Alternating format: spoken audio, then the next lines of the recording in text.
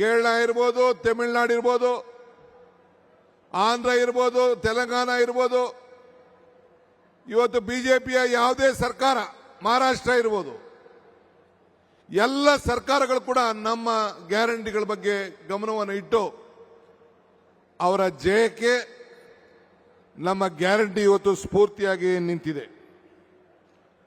ಇವತ್ತು ನಾನು ತಮ್ಗೆ ಹೇಳೋದಿಷ್ಟೇ, ವಿರೋಧ ಪಾರ್ಟಿಯವರು ಟೀಕೆ ಮಾಡ್ತಾರೆ. ಆ ಟೀಕೆಗಳನ್ನು ನಾವು ಯಾವತ್ತೂ ಕೂಡ ಚರ್ಚೆ ಮಾಡೋಕ್ಕೆ ಹೋಗುವುದಿಲ್ಲ.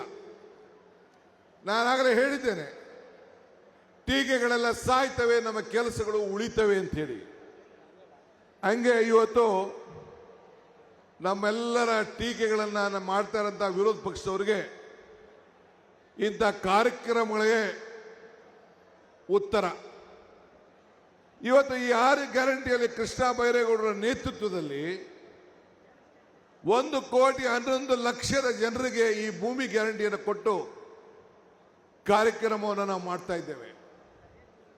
ಬೆಂಗಳೂರು ನಗರದಲ್ಲಿ 27 ಲಕ್ಷದ ಜನರಿಗೆ ಇಂಥ ಖಾತೆಯ ಬದಲಾವಣೆಯನ್ನು ಮಾಡಿ ಅವರ ದಾಖಲೆಗಳನ್ನು, ಅವರ ಫೋಟೋ, ಅವರ ಆಸ್ತಿಗಳ ದಾಖಲೆ, ಅವರ ಆಸ್ತಿಗಳ ಫೋಟೋ ಇವೆಲ್ಲ ಕೊಟ್ಟು ಮುಂದಿನ ಅವರ ಪೀಳಿಗೆಗಳಿಗೆ ಭೂಮಿ ಗ್ಯಾರಂಟಿಯನ್ನು ನಾವು ಕೊಡ್ತಾ ಇದ್ದೇವೆ. ನಾನು ಬಿಜೆಪಿ ಜನತಾದಳದ ಸ್ನೇಹಿತರುಗಳು ಕೇಳ್ತೀನಿ ಇಷ್ಟೇ, ಇವರೆಲ್ಲ ಟೀಕೆ ಮಾಡ್ತಾ ಇದ್ದಾರೆ. ಭಗವಂತ ನಿಮ್ಗೆ ಅವಕಾಶ ಕೊಟ್ಟಿದ್ದಲ್ಲ, ಡಬಲ್ ಗ್ಯಾರಂಟಿ ನಿಮ್ಮ ಹತ್ರ ಇತ್ತಲ್ಲ, ಡಬಲ್ ಗೌರ್ಮೆಂಟ್ ಇತ್ತಲ್ಲ, ಡಬಲ್ ಇಂಜಿನ್ ಗೌರ್ಮೆಂಟು. ಇಂಥದ್ದೊಂದು ಕೆಲಸ ನೀವು ಮಾಡೋಕ್ಕಾಗಲಿಲ್ಲ.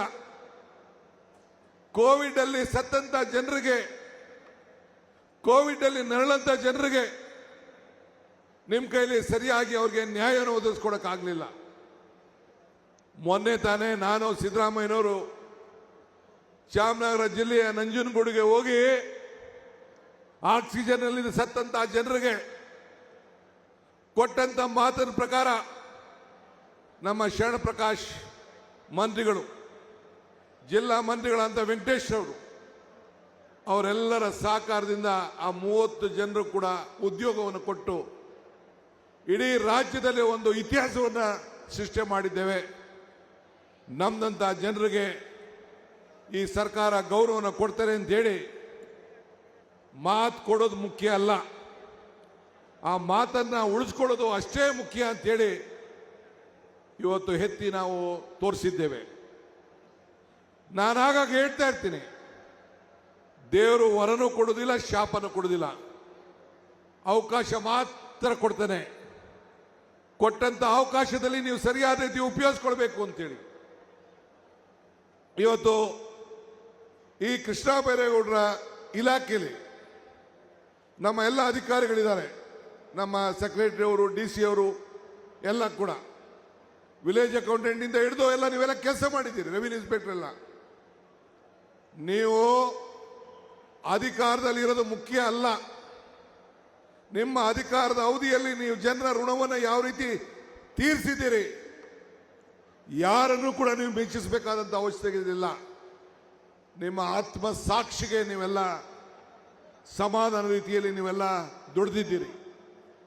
ಅದಕ್ಕೆ ಕೃಷ್ಣ ಬೈರೇಗೌಡರ ಮುಖಂಡತ್ವದಲ್ಲಿ ಆ ಇಲಾಖೆ ಎಲ್ಲ ಅಧಿಕಾರಿಗಳಿಗೆ ಕಾಂಗ್ರೆಸ್ ಸರ್ಕಾರದ ಪರವಾಗಿ, ಈ ನಾಡಿನ ಎಲ್ಲ ಜನತೆಯ ಪರವಾಗಿ ಅವ್ರಿಗೊಂದು ಕೋಟಿ ನಮಸ್ಕಾರಗಳನ್ನು ಅರ್ಪಿಸಲಿಕ್ಕೆ ಸರ್ಕಾರದ ಪರವಾಗಿ, ಪಕ್ಷದ ಪರವಾಗಿ ಬಯಸ್ತೇನೆ.